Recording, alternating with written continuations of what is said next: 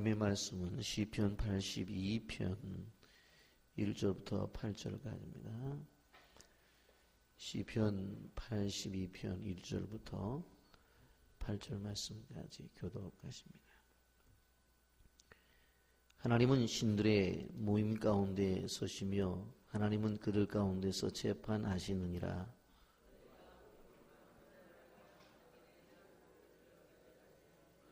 가난한 자와 고난을 위하여 판단하며 곤란한 자와 빈궁한 자에게 공의를 베푸시며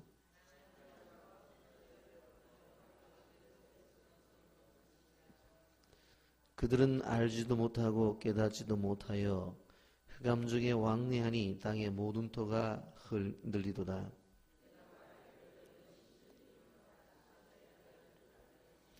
그러나 너희는 사람처럼 죽으며 고간의 하나같이 넘어지리로다.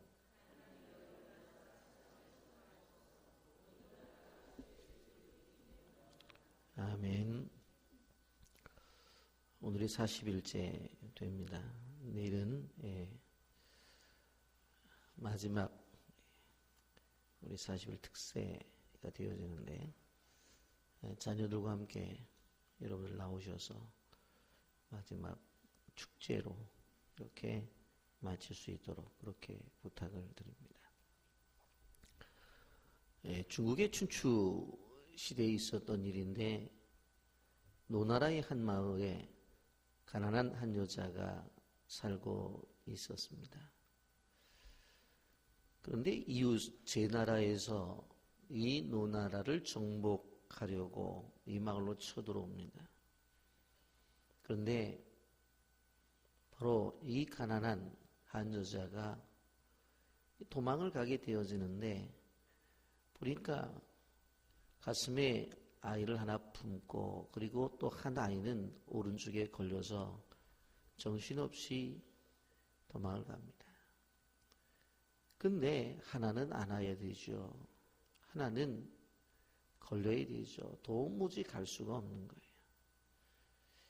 이제 잡혔구나 했었을 때에 여자는 갑자기 가슴에 안고 있던 아이를 내려놓고 손목을 잡고 있던 아이만 데리고 도망을 갑니다. 얼마 가지 않아서 붙잡히고 말았습니다. 그 모습을 보고 있었던 바로 이 제 나라의 장군이 그 여인을 앞에다 놓고 묻습니다. 우리가 생각할 때에는 품 안에 있는 아이가 더 어리기에 그 아이를 데리고 도망을 갔어야 되는데 당신은 왜 품 안에 있는 아이를 내려놓고 손에 있는 아이를 데리고 도망을 갔냐고. 그랬더니 이 여인이 이렇게 대답을 합니다. 품 안에 있는 아이는 바로 내 아이고 손에 걸린 아이는 우리 형님의 아이입니다. 집안이 어려워서 아이를 나한테 맡겨놓고 멀리 돈을 벌어 갔는데 바로 이 아이를 보다가 이 큰 난관을 겪었습니다. 그러면서 이렇게 대답을 합니다. 나는 내 아이를 너무나 사랑합니다. 그러나 기억해야 될 것은 무엇인가 하면 내 아이를 안고 형님의 아이를 버리고 갔다고 한다면 그것은 바로 사적인 사랑은 인정을 하면서 공적인 의는 인정을 하지 않는 것입니다. 형님의 아이를 버리고 내 아이를 품고 도망을 갔다고 한다면 나는 죽겠지요. 그러나 그렇게 된다고 한다면 우리 집안의 꼴은 어떻게 되어지고 더 나아가 이 나라의 꼴은 또 무엇이 되겠습니까? 라고 이렇게 대답을 하는 것입니다. 이 이야기를 듣고 제 나라의 장군이 감동을 해서 의를 아는 여자가 있는 도성은 쳐들어갈 수가 없고 의를 아는 여자가 있는 나라는 공격하지 않는 법이다 하면서 철수를 했다는 이야기가 있습니다. 여러분, 이 세상은 하나님의 의로 바로 이 나라가 움직여져야 됨에도 불구하고 그러지 못한 것이 우리가 살아가는 이 세상의 나라입니다. 이사야 32장 17절 말씀에 보면 공의의 열매는 화평이요 공의의 결과는 영원한 평안과 안전이라고 그렇게 말을 하고 있고, 잠언서 12장 28절에 보면 공의로운 길에 생명이 있나니 그 길에는 사망이 없느니라 그렇게 말씀합니다. 그리고 잠언서 14장 34절에 보면 공의는 나라를 영화롭게 하고 죄는 백성을 욕되게 하느니라 그렇게 말씀합니다.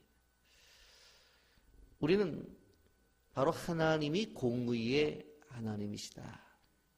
그분은 세상을 공의로 다루시며 끝내 하나님이 가지고 계신 공의로 이 세상을 심판하실 것을 말씀하고 있습니다. 그렇다고 한다면 이 공의로우신 하나님 앞에 우리 성도들이 어떻게 살아가고 있는가?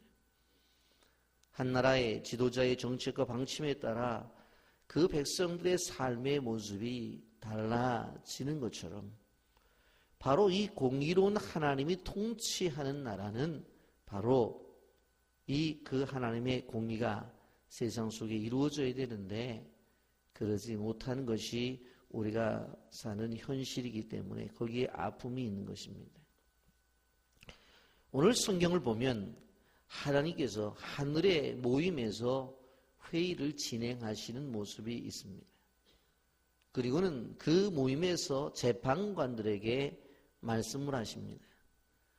너희가 언제까지 악한 자를 변호해 주고 못된 자들의 편을 들려고 하느냐, 그렇게 말씀하십니다. 우리가 1절 2절을 다 같이 함께 봅니다. 하나님은 신들의 모임 가운데 서시며 하나님은 그들 가운데 재판하시느니라. 너희가 불공평한 판단을 하며 악인의 낫보기를 언제까지 하려느냐. 신들의 모임의 중심에 서셔서 그들에게 이야기를 해요. 천상회의에 바로 진행을 하고 계신다 그렇게 말씀합니다. 그리고는 꾸짖는데 이 회의에서 무엇을 꾸짖습니까? 바로 불공정한 판단을 하는 재판관들을 꾸짖어요. 그리고 공정하게 재판을 하고 공의를 베풀어라. 그리고 연약한 사람들을 악인의 손에서 구해내라고 그렇게 말을 합니다. 여러분, 하나님께서 이 회의에 재판관들에게 무엇을 얘기했는 거예요? 악한 자들을 변호해주고 못된 자들의 편을 드는 재판관들에 대해서 문책을 하고 있는 거예요. 일반적으로 우리가 생각해 볼 때 재판관이라고 한다면 누구의 편을 들어서는 안 돼요.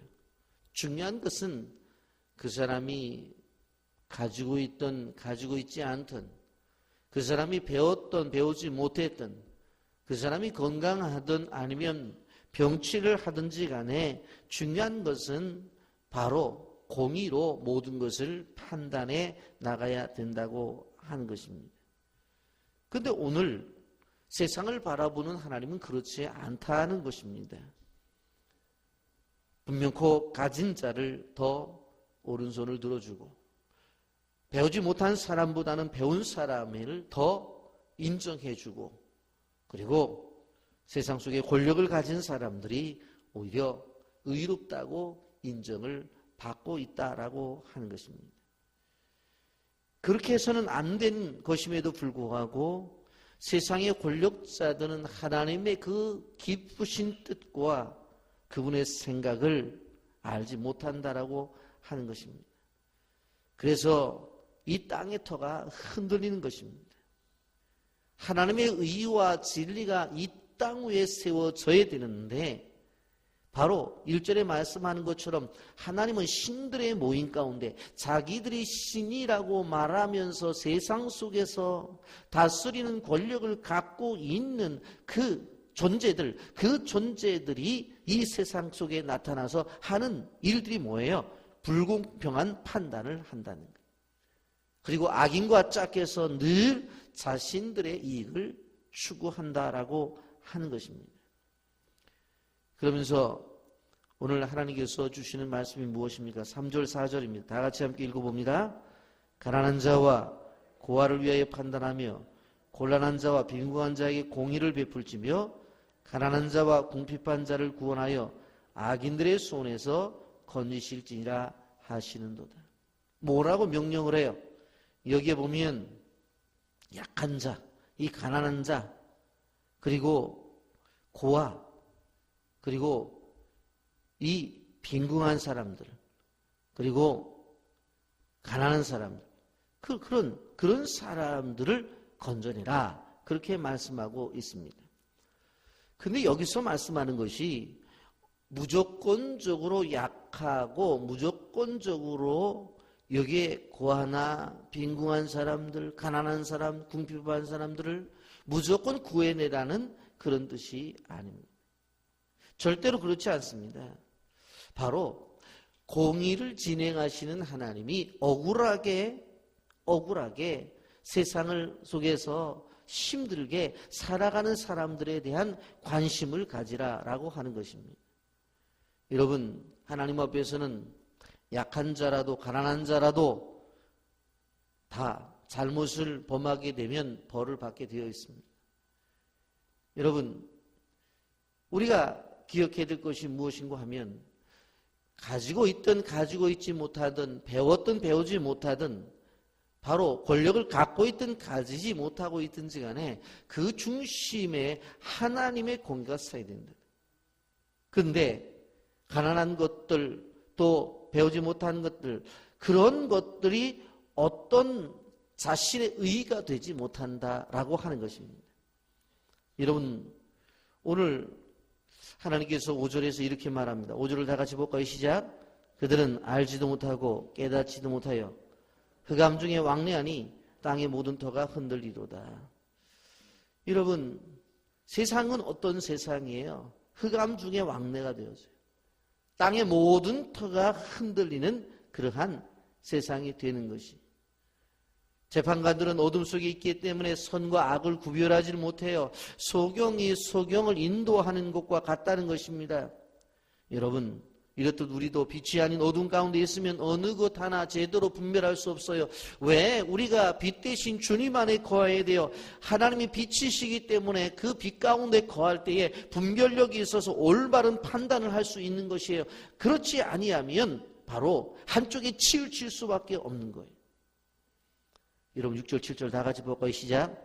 내가 말하기를 너희는 신들이며 다 지존주의 아들들이라 하였으나 그러나 너희는 사람처럼 죽으며 고간에 하나같이 넘어지리로다.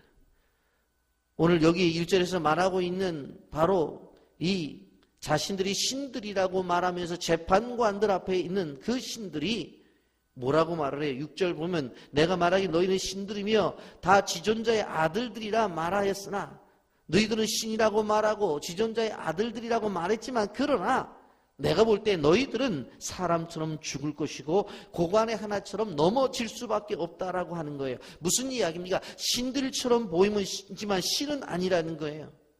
모든 완벽한 것을 제공할 것 같지만은 실질적으로 세상의 권력자들처럼 넘어지고 나중에 죽는다라고 그렇게 말하는 거예요.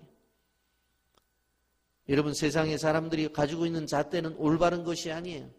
하나님 외에 믿는 믿음의 대상들은 지금은 신들처럼 보이지만 무너져 버려요. 신들의 아들들처럼 보이지만 어느 한순간에 무너지는 거예요. 그래서 너희는 사람처럼 죽으며 고난의 간에 하나같이 넘어진다라고 하는 것을 볼 수가 있습니다. 여러분, 요즘 우리나라가 시끄러운 것 한 분의 죽음 때문에 얼마나 나라가 시끄럽습니다. 그분의 입에 오르는 수많은 권력자들이 언제 날아갈지를 몰라요. 벌써 총리가 된 사람도 사표를 내고 그러잖아요.